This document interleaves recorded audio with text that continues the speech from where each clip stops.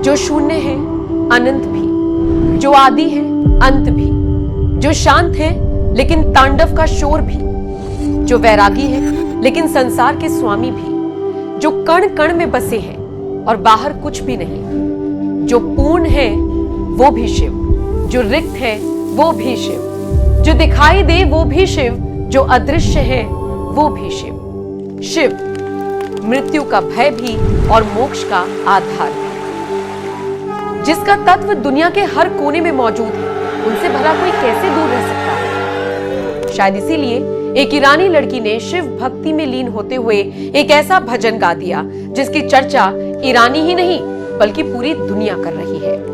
आप इस गाने को इसकी धुन की वजह से नहीं बल्कि उस शक्ति की वजह से सुनेंगे जो इसे एथनिक फ्यूजन का रूप देती है। ये गाना गाया पर्शियन में गया है, लेकिन सुनने वाले पर्शियन जो मौजूदा ईरान है वहीं के लोग नहीं बल्कि दुनिया इसे सुन रही है।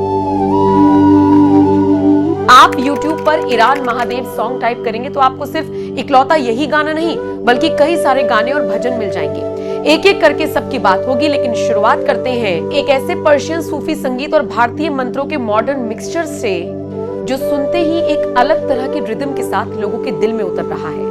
आपको इस गाने में कुछ समझ आए या ना आए, लेकिन पसंद ये जरूर आएगा। महादेव शंकरा जब आपको सुनाई देगा और बीच बीच में फारसी शब्दों का इस्तेमाल, तो आपको एक से कई ज्यादा अलग अलग संस्कृतियां दिखाई देंगी। आप इसे जिम में, घर पर, मेडिटेशन टाइम में या ऑफिस में या फिर जहां पर मौका मिलेगा सुनेंगे।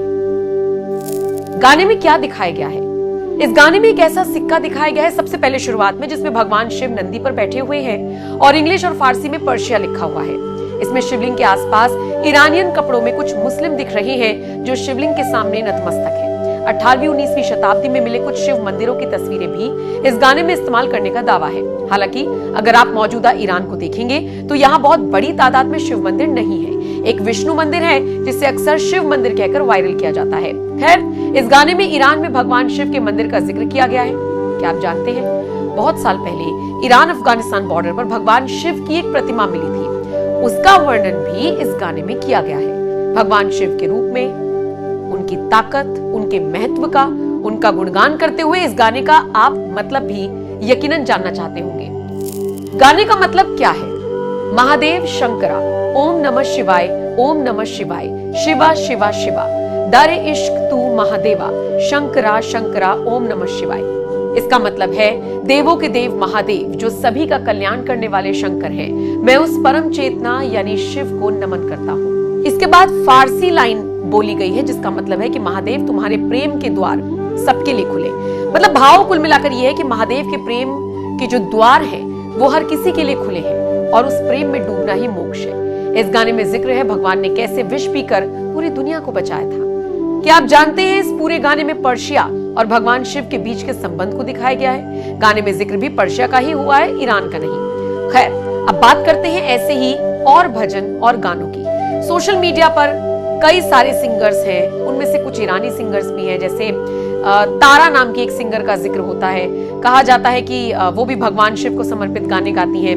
अच्छा, इसके अलावा एक और नाम है जिसका जिक्र आज करना यहाँ पर जरूरी हो गया है। दरअसल हाल ही में एक और गाना वायरल हुआ था जिसके बोलते हुमा असले महेश्वर बूंद शब शाही की मंदीदम। इसका मतलब है कि मैंने रात में महादेव को देखा, उनके शरीर पर शेर की खाल थी। 17वीं शताब्दी में अली मर्दानी खान ने इसे लिखा था। उन्होंने महादेव के साक्षात दर्शन किए थे और ये दर्शन होने के बाद इसे फारसी भाषा में लिखा था।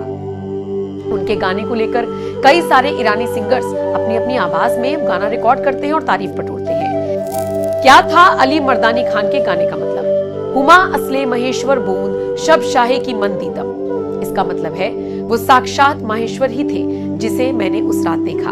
वह गिरदिश माहे नौ गर्दद अजब माहे की मंदीदम। उनके चारों ओर नया चांद चक्कर लगा रहा था। मैंने ऐसा अद्भुत और अलौकिक चंद्रमा पहले कभी नहीं देखा था। कफन दर गर्दनश दीदम व ताजे बर सरश दीदम। इसका मतलब मैंने उनके गले के कफन देखे और उनके सिर पर एक दिव्य ताज देखा। कुल्लाहे बर सरश दीदम अजब शाहे की मंदीदम। उनके सिर पर एक अनोखी टोपी थी। मैंने अपनी आंखों से एक अद्भुत राजा देखा जिसकी तुलना किसी से नहीं की जा सकती। बहरहाल महादेव की शक्ति, महादेव का प्रताप और उनका महत्व क्या है, ये किसी से छिपा नहीं है। ईरान हो या पूरी दुनिया या पूरा ब्रह्मांड, हर कोई इस बात से वाकिफ है कि कण कण में महादेव बसते हैं। तो आप इस रिपोर्ट पर क्या कहेंगे, कमेंट सेक्शन में कहिएगा जरूर। हर हर महादेव लिखिएगा जरूर। हर हर महादेव।